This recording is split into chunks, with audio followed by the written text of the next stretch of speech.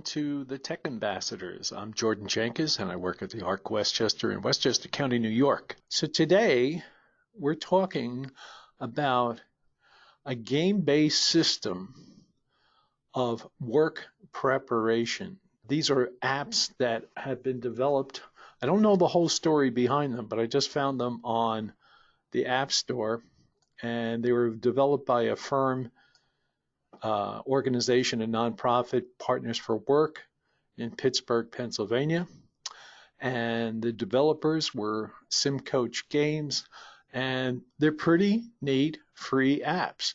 One deals with how you should look at your workplace, especially during the interview stage, how you get prepared for your interview, and then another app, how you conduct yourself during the interview. And we'll take a quick thumbnail look at some of these apps, and I'd encourage you to go to the App Store and download them, play around with them. You know, it has a lot of application for any of us that are in supported employment, or even just people that are going out for a volunteer job. It's important to look your best at all times. It'll help you there. It'll help people conduct themselves even in something like an interview with their case manager. Has a lot of application just beyond the vocational world. So let's look at the first one. That's getting dressed. So it starts off with a picture of a city, a world of possibilities. And you can get jobs at the amusement park, hotel, pharmacy, hospital. Some of them you can't go into yet because you haven't climbed up the ladder. But the two entry-level jobs are at the amusement park and the hotel. And say you have an interview with them, you better make sure that you look good and are ready to do your best. So after you choose the amusement park or the hotel, then it says, okay, well, how are you going to prepare for this job? What should you look like when you go for the job? Now look at this guy's hair. It's all messy. He looks like he just rolled out of bed. He's in his underwear. He needs help. So you have all kinds of hairstyles, neater, all different things. This is not a good look.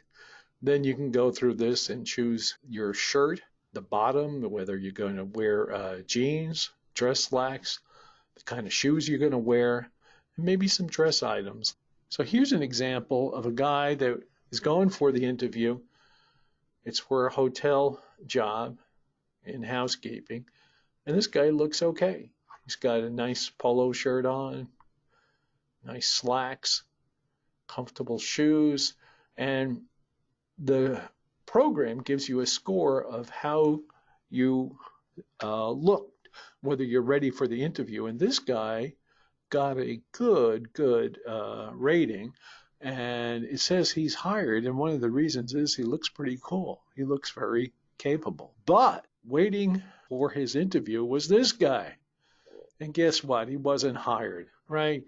Because he's wearing a beat up shirt. He's got holes in his jeans, and oh my God, he's wearing flip-flops. And you know, that's not a good look. Could he have taken a comb and just made himself look a little better?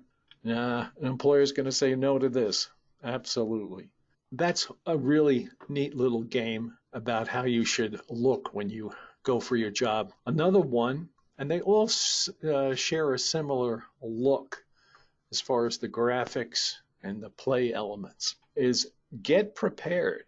So in this scenario, you find out that you have an interview at 4 o'clock. I believe this was for a job in a grocery store. So this is in the morning, and how are you going to spend your time? Will you be prepared? Are you going to fall asleep on the couch there or watch TV? Or are you going to go over to the desktop or the laptop computer, get on it, and maybe prepare yourself? You're going to research the company? Well, that's a very good idea before an interview. You want to bring a resume to the interview, and that's another good idea. But, gee, you know, that television show that I missed last night, I recorded it. I'd really like to watch it. And as you'll see here in the picture, it's getting a little later in the day, coming up on a time. So, you know, you want to keep track of the time. The worst could be is if you just spend all your time just futzing around the neighborhood or the house, and all of a sudden you're late for the interview. Everything has a cost. If you play a game on your TV, there's 30 minutes, you watch TV, 30 minutes, and so you have to keep track of your time. Here's another distraction. Should we go to the coffee shop, or should we just maybe do some things around the house, like, take a bath, shower, get ready?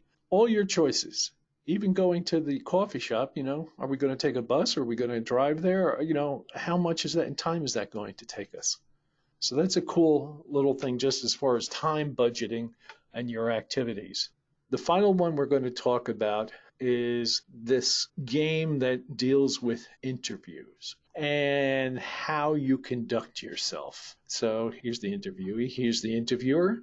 They're looking at each other. This guy is smiling. He looks pretty happy. Okay. But, his phone starts ringing. Should he pay attention to that? You can have all kinds of distractions during the interview. The program rates you on basically how attentive you are. Are you sitting up straight? Do you look interested? Are you smiling at the interviewer? Are you getting distracted by your phone when it's ringing? And is that blowing your responses to the interviewer? And then she asks you the question, and you hope your phone doesn't ring at this point, but why should we hire you? Oh, what a great question, huh? It gives some responses that you should hire me because I work harder and have more skill than anyone else. I'm an asset and I have years of relevant experience. But through this whole answer, if he looks very grumpy, no smile, or he's looking away when he's talking, or he's looking at his text on his iPhone, or he's slumped in the chair, that can all influence the answers. It's just not your verbal responses, but also how you're conducting yourself. These are cool things to practice with people. So all these games that I showed you are free. They're available on the App Store. Can be a great exercise in preparing yourself just for the outside world, not just work, but also the day-to-day experiences you have with other people.